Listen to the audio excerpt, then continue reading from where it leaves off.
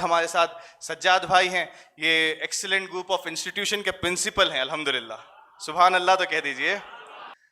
तो जब एक बच्चे को मदरसे में दाखिल कर दिया जाता है, हाफिज आलिम वो हो जाता है, तो उसके बाद वो सोचते हैं अब तो मेरा बच्चा मस्जिद का इमाम ही बनेगा या मदरसे में पढ़ाएगा। तो सज्जाद सर, आपसे सवाल है, एक बच्चा हाफिज है, आलिम है, क्या उसे कोई अच्छी जॉब या कोई ऐसा कोर्स कर ले जिससे अच्छी जॉब मिल सके या फील्ड ऑफ एजुकेशन में आ सके या एनजीओज का कुछ काम कर सके?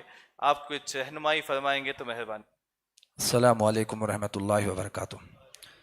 पढ़िए अस्सलातु वस्सलामु अलैका या रसूल अल्लाह, अस्सलातु वस्सलामु अलैका या नबी अल्लाह सल्लल्लाहु ताला अलैहि वसल्लम। हज़रात, देखिए अल्हम्दुलिल्लाह ये अच्छी बात है कि आलिम दीन बनना है, और उसके साथ साथ हमें एकेडमिक के लिए भी बहुत बड़ा मैदान खुला हुआ है। एकेडमिक का इतना बड़ा मैदान उलमा के लिए खुला है कि हम गुमान भी नहीं कर सकते। इसके लिए मैं यहाँ पर चंद ऑप्शन देता हूँ कि सबसे पहला ऑप्शन, आप किसी भी कोई आलिम दीन है, उनका कोर्स ख़त्म हो गया तो थोड़ा वक्त दुनियावी तालीम भी हासिल करने पर तवज्जो दें। सबसे लिए जो इम्पोर्टेंट एजुकेशन रहता है यहाँ पर हमारे इंडिया में 10th और PU, SSC यानी कि सेकेंडरी, PU हायर सेकेंडरी, दूसरे स्टेट्स में बोलते हैं। कर्नाटका स्टेट में इसे हम लोग SSLC कहते हैं और PUC कहते हैं। तो ये दो मरहलों को किसी हाल में हमको पार करना है। इसे हम लोग किस तरीके से पार कर सकते हैं? सबसे पहले SSLC एग्ज़ाम के लिए किसी भी करीबी स्कूल से आप कांटेक्ट करें और वहाँ पर एज ए प्राइवेट स्टूडेंट आप SSLC एग्ज़ाम को अपीयर हो सकते हैं।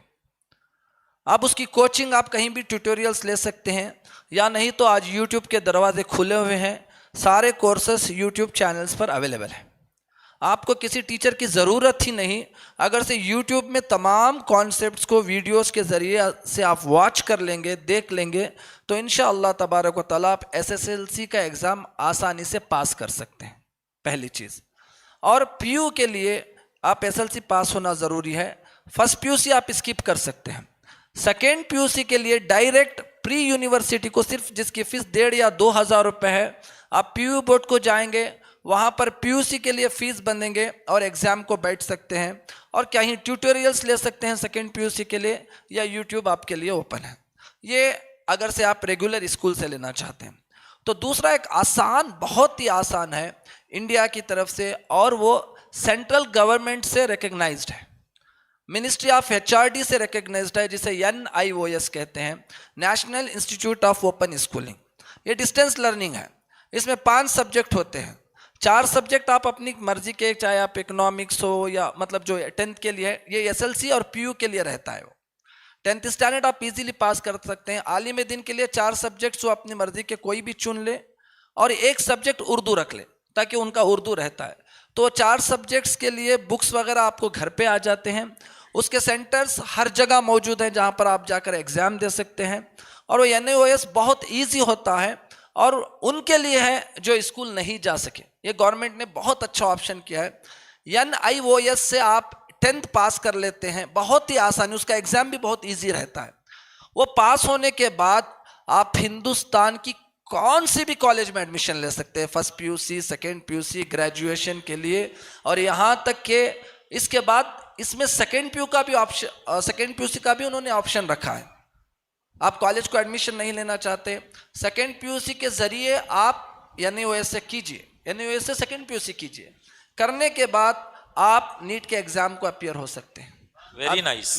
जितने भी कॉम्पिटिटिव एग्जाम्स हैं NIOS के बाद आप अटेंड कर सकते हैं। जो भी यूनिवर्सिटीज़ हैं, इंडिया की टॉप टू टॉप यूनिवर्सिटीज़ हो, आपको वहाँ पर दाखिला ले सकते हैं, कोई ऑब्स्टेकल नहीं।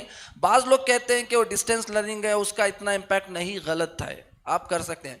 इसके बाद अगर से आप कॉलेज में ज्वाइन होना चाहते हैं तो आलिम दीन ज्वाइन हो जाइए, नहीं तो फिर एक नया दरवाज़ा ग्रेजुएशन के लिए खुलता है, जिसे IGNO कहते हैं। जैसे NIOS स्कूल के लिए और PU के लिए है, डिग्री, ग्रेजुएशन, पोस्ट ग्रेजुएशन के लिए IGNO है, Indira Gandhi national open university. इसकी अहमियत इतनी है कि वो यूजीसी यानी कि जो इंडिया की जितने भी यूनिवर्सिटी जहां पर एफिलिएटेड है उससे एफिलिएटेड है जी। और इग्नो की डिग्री वर्ल्ड वाइड एक्सेप्टेड है। Very nice. यूके में उसे एक्सेप्ट किया जाता है, यूएस में उसे एक्सेप्ट किया जाता है। ये भी डिस्टेंस लर्निंग है, आपको घर बैठना है, उसका सेंटर आप गूगल करेंगे तो हर सिटी में है, हर मेट्रोपॉलिटन सिटी में उसका सेंटर है। आपको बुक्स घर पे आ जाएंगे और आप इजीली कोई भी डिग्री कर सकते हैं। अगर से डिग्री करने के लिए आपको और एक ऑप्शन है, खासकर मौलाना आज़ाद नेशनल उर्दू यूनिवर्सिटी, जी। वहाँ से आप उर्दू अरेबिक की चेयर है, आप अरबी में स्कॉलर बन सकते हैं, रिसर्च स्कॉलर, उर्दू में एमए कर सकते हैं, बीए कर सकते हैं, लेक्चरर बन सकते हैं, जर्नलिस्ट बन सकते हैं, आईएएस बन सकते हैं, आईपीएस बन सकते हैं। ये नहीं कि मैं अगर से आलिम दीन हो जाऊं कि सिर्फ मुझे मस्जिद पकड़ना है। जी भाई बहुत सारे उलमा निकल रहे हैं, मसाजिद कम है, बहुत सारा मैदान बहुत बड़ा है। उस मैदान में अगर से हम लोग इस तरीके के कोर्सेज को ऑप्शन करेंगे और ये आपको इंफॉर्मेशन सारी की सारी वेबसाइट्स पर अवेलेबल है और उम्मीद की वेबसाइट पे भी आपको मिल जाएगी, माशाअल्लाह। उम्मीद के यूट्यूब चैनल पर भी आपको मिल जाएगी। एसडीआई उम्मीद को यूट्यूब पे जरूर सब्सक्राइब करेंगे इंशाल्लाह। ये कब करेंगे? अभी करेंगे। तो अभी अपना फोन निकाल कर यूट्यूब पर जाकर एसडीआई उम्मीद को सब्सक्राइब करें। Yes sir. एक चीज़ यहाँ पर ऐड करना चाहता हूँ, बहुत सारे स्टूडेंट्स बैठे हैं, ये एक फील्ड को मैं बड़े गौर से देख रहा हूँ। दो फील्ड्स को हम लोगों ने छोड़ के बैठा है। सबसे पहले सोशल रिस्पॉन्सिबिलिटी फील्ड, जिसे एनजीओस कहते हैं। हाँ। एनजीओस में हमारा इतना कंट्रीब्यूशन नहीं है जितना जी। दूसरों का देखा जा रहा है। देखिए एनजीओ MSW कोर्स उसका होता है, मास्टर्स उसमें होता है, मास्टर्स इन सोशल वर्क। आप अपनी कंट्री को यूएन में जाके भी रिप्रेजेंट कर सकते हैं। उसमें इतना स्कोप है, इतना ओपन ग्राउंड है वो कि उसमें बहुत कम लोग जाते हैं। जी सर। जी, तो एनजीओ कोई भी बना सकता, आप भी बैठे बैठे बना सकते जी। सिर्फ आपको सोसाइटी या ट्रस्ट रजिस्टर्ड करना पड़ेगा और आपको खिदमत करना पड़ेगा। जी। खिदमत तो हमारे नबी की सुन्नत है। असल नहीं, मैदान हमारा था, हमने दूसरों को दे दिया। तो खिदमत खल्क करेंगे, इसके लिए गवर्नमेंट ऑफ इंडिया ने तमाम जितने भी कंपनीज इंडिया में चलती हैं जिनका एक मैक्सिमम प्रॉफिट है, जैसे वो क्रॉस करते हैं तो उसके नेट प्रॉफिट में 2% वो सीएसआर के लिए फंड्स निकालना है, कॉर्पोरेट सोशल रिस्पॉन्सिबिलिटी। जी।